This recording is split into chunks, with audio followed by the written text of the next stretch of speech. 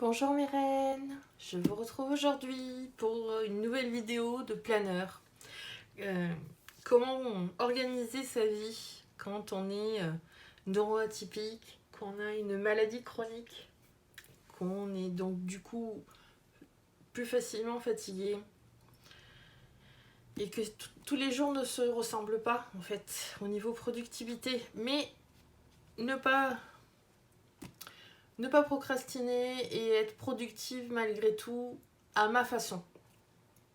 C'est-à-dire ne pas laisser les journées où je suis malade ou alors où j'ai besoin de me reposer, que ce soit physiquement ou mentalement, m'empêcher de continuer sur mon chemin, de faire les choses qui me font envie et que j'ai envie de réussir.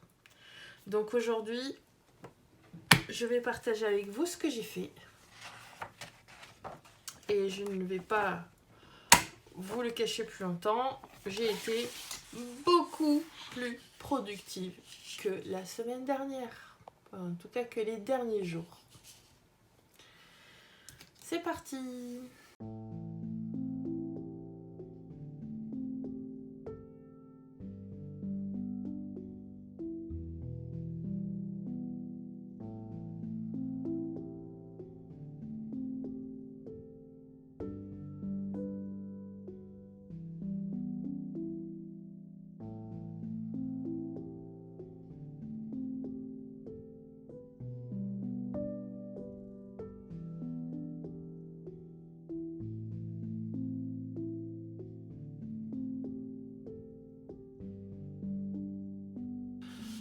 Voilà. Donc aujourd'hui, j'ai fait l'instruction en famille avec mon fils Mathieu. J'ai fait les devoirs avec mon fils Julien. J'ai rangé les vêtements qui traînaient. J'ai fait les comptes et j'ai organisé un petit peu la maison, et notamment tout ce qui est informatique. Cet après-midi, j'ai filmé des vidéos, je vais les éditer et les uploader. Je travaille dur et je suis fière de ce que j'accomplis. Et ensuite, amusons-nous. Cet après-midi, j'ai regardé le film The Duchess sur Netflix. Je ne sais pas si vous l'avez vu.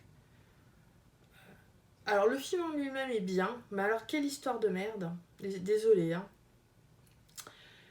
J'ai l'impression que Keira Knightley, celle qui joue dans Pirates des Caraïbes, elle est toujours destinée à épouser le même gars.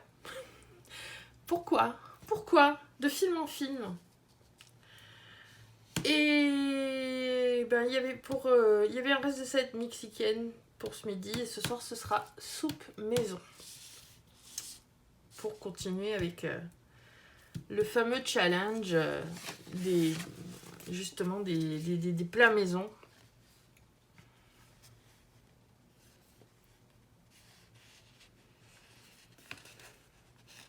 Et je vais noter, je vais coller cet autocollant pour me rappeler que l'important c'est de commencer et que l'inspiration va me rattraper. Il y a des fois j'ai l'impression que ces vidéos là sont creuses, elles apportent pas beaucoup elles n'apportent pas beaucoup d'intérêt en fait, d'informations, on peut regarder tout simplement qu'est-ce que j'ai fait dans ma journée. Et je me rends compte aujourd'hui que c'est pas vrai parce que j'ai eu un commentaire de Sophia qui me disait que c'était inspirant parce que c'est pas juste de l'organisation mais c'est de l'organisation pas avec mes difficultés, qui prend mes difficultés en compte, qui explique comment je m'organise pour justement ne pas perdre tout ce potentiel de productivité que je peux avoir si je ne me laisse pas entraîner dans la spirale infernale du tout doit être parfait, sinon ça ne sert à rien de le faire. Et en faisant des petits pas, finalement, je me rends compte que les choses avancent doucement, mais elles avancent et dans le bon sens. Par exemple, je me rends compte que j'ai eu plus d'abonnés YouTube ce mois-ci que les autres mois. J'ai eu plus de vues aussi sur mes vidéos. Donc ça me fait très plaisir. C'est ma récompense. Je me dis que je ne suis pas en train de faire tout ça pour rien. De toute façon, c'est jamais pour rien parce que ça me fait plaisir à moi déjà. Donc forcément, ça peut pas être pour rien. Mais, pardon, je fais bouger ma caméra. Peut-être pas très agréable pour vous. Voilà. Donc, je ne fais jamais les choses pour rien puisque je les fais déjà pour me faire plaisir.